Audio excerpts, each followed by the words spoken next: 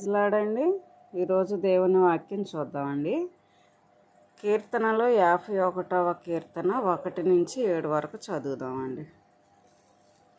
దేవా, నీ కృప చొప్పున నన్ను కరుణింపుము, నీ వాత్సల్య బాహుళ్యము చొప్పున నా అతిక్రమములను తుడిచివేయుము. నా దోషము పోవునట్లు నన్ను బాగుగా కడుగుము, నా పాపము పోవునట్లు నన్ను పవిత్రపరచుము.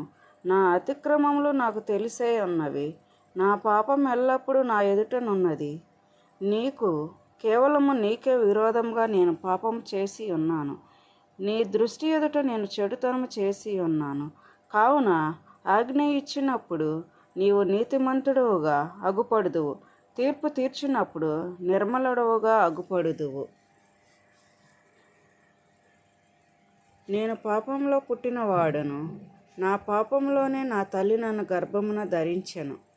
నీవు అంతరంగములోను సత్యము కోరుచున్నావు, అంతర్యమున నాకు జ్ఞానము తెలియజేయుదువు. నేను అపవిత్రుడు అగునట్లు హిస్సోపుతో నా పాపము పరిహరింపుము, హిమము కంటే నేను తెల్లగా నుండునట్లు నీవు నన్ను కడుగుము. ఇంతటితో పాటి భాగము సరే. చిన్ని ప్రార్థన చేసుకుందామండి. యేసయ్యా, స్తోత్రాలు స్తోత్రాలు స్తోత్రాలు స్తోత్రాలు ప్రభువా. కృపగల యేసయ్యా, నా రక్షకుడా, మా విమోచకుడా, నా తండ్రి, నా తల్లి తండ్రి నీవే ప్రభువా. మమ్మల్ని హిస్సోపుతో కడుగుము ప్రభువా, మా పాపములు తీసివేయ ప్రభువా.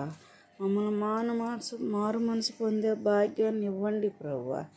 ఎంతకాలం మమ్మల్ని ఇలా ఉంచుతావు ప్రభువా, నామకార్థపు క్రైస్తవులుగా ఉంచుతావు ప్రభువా. నీ సన్నిధిలో మమ్మల్ని ఎప్పుడు బలపరుస్తావు ప్రభువా. ఇదిగో ప్రభువా, నీ కనురెప్ప పాటైన చాలు ప్రభువా మేము మారు మనసు పొందటానికి. కానీ ఎందుకు ప్రభువా ఆలస్యం చేయుచున్నావు? నాయన, ఒక్కసారి జ్ఞాపం చేసుకో ప్రభువా.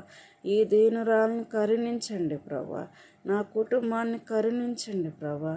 నా కుటుంబం మొత్తం నీ సన్నిధిలో నీ బలలో పొందులు పంచుకునే భాగ్యాన్ని మాకివ్వండి ప్రభువా. మీరే తోడుగా ఉండి సహాయం చేయండి ప్రభా. మా పని పాటలందరిలో కూడా మీరే తోడుగా ఉండి సహాయం చేయండి ప్రభా. ఇదిగో ప్రభా, మీరు అక్కడ సమీపించుచున్నది ప్రభా. ఇదిగో నాయన, స్తోత్రాలు ప్రభా. రాజ్యం మీదకి రాజ్యము, జనం మీదకి జనము తిరుగుబాటు చేయుచున్నారు ప్రభా.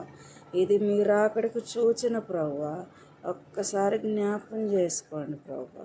మీరే తోడుగా ఉండి సహాయం చేయమని, ఈ చిన్ని ప్రార్థన ఆలకించమని యేసుక్రీస్తు నామం బట్టి అడుగుచున్నాం తండ్రి. ఆమేన్.